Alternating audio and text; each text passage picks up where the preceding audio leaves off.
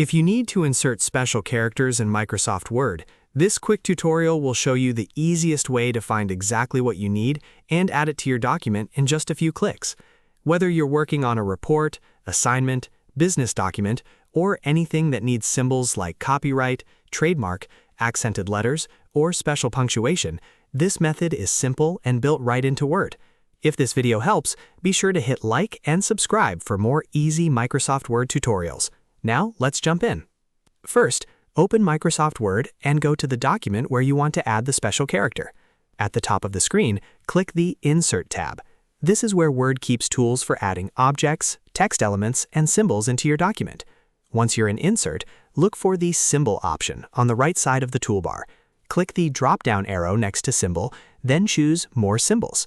This opens the full symbol window, where you'll find a much larger selection than the basic list shown in the menu. In the Symbols window, you'll see different tabs and character groups. Click the Special Characters tab to view built-in special character options that Word makes easy to insert. Here, you can browse through characters like em-dashes, non-breaking hyphens, special spaces, and other useful text symbols. When you find the character you want, click on it to highlight it. After selecting the character, click Insert.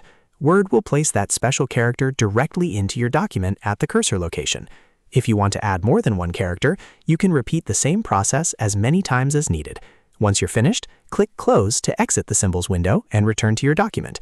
You can now keep typing, and your special characters will stay exactly where you place them. This is especially helpful when you want your document to look more professional, polished, and accurate without needing to copy and paste characters from another website. And that's it. Now you know how to insert special characters in Microsoft Word using the built-in symbol menu. If you found this helpful, please give the video a like, subscribe to the channel, and turn on notifications so you don't miss the next quick Word tutorial. Thanks for watching, and I'll see you in the next one.